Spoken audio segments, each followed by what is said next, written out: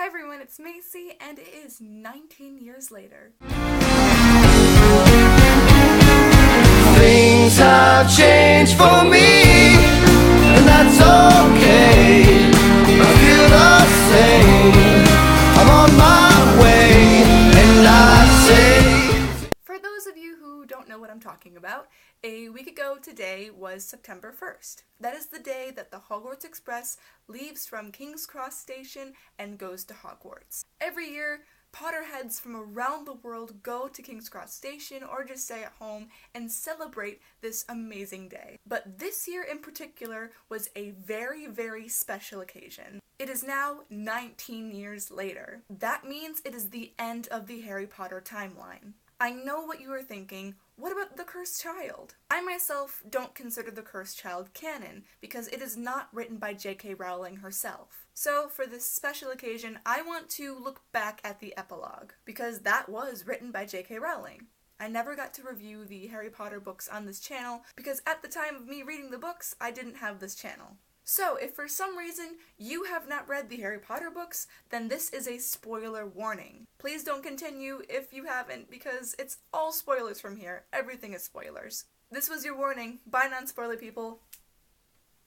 Alright, let's get started. The first thing I want to mention is actually the first line of the epilogue. It says autumn seemed to arrive suddenly that year, which I think is weird because where I am right now, autumn is here, and it's never been this cold this early, so autumn really is here so suddenly. So on September 1st, autumn really did come suddenly. I also really like that in the first lines of meeting James Sirius, we can already tell that he is exactly like the two people he is named after. It's interesting to see here that when they run into Draco and his family, it's kind of like weird tension that happens. Like, it's still kind of like the old days, but it shows that they've all had a change of heart for each other because of the little nod that they give each other, and they acknowledge each other. I really like that they are on good terms with Draco. I am a Scorn-Rose shipper. I do like Albus and Scorpus, but I do like Rose and Scorpus as well.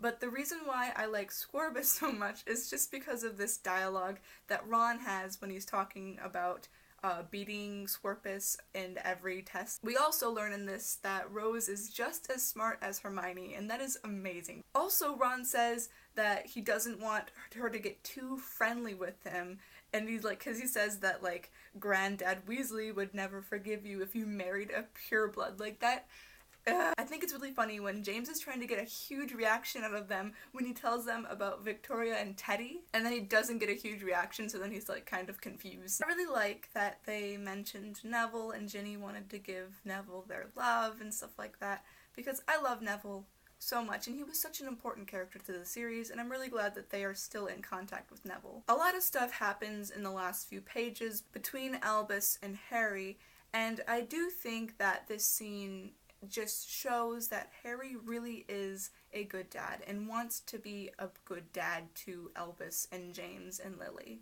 Harry tells him that the Slytherin house will have gained an excellent student, won't it? It doesn't matter to us, Al, but if it matters to you, you'll be able to choose Gryffindor over Slytherin. The Sorting Hat takes your choice into account. And he tells him this, but he's never told his kids that before, and I think that that is so good. It's also interesting to see that the Wizarding World still, holds Harry as, this famous person, because he did do all these crazy things, but everyone's staring at him, but they don't stare at, Ron and Hermione. Ron even jokes about it, but, it's just interesting. Also, I guess it makes sense, though, because Harry is the chosen one, and he has that label. Last but not least, I want to read the last few lines of this book, because they're very important to me and other Harry Potter fans. The last trace of steam evaporated into the autumn air. The train rounded the corner. Harry's hand was still raised in farewell. "He'll be all right," murmured Ginny. As Harry looked at her, he lowered his hand absent-mindedly to touch his lightning scar on his forehead. "I know he will." The scar had not pained Harry for 19 years. All was well. There you have it. That is my review / just talking about the epilogue. Even though it's 19 years later, and even though the Harry Potter canon timeline has come to an end. The Potter fandom will live on forever. I can thoroughly and confidently say that. Like this video if you like, and feel free to subscribe if you want to see more of my stuff in the future. Thank you so much again for watching. Bye!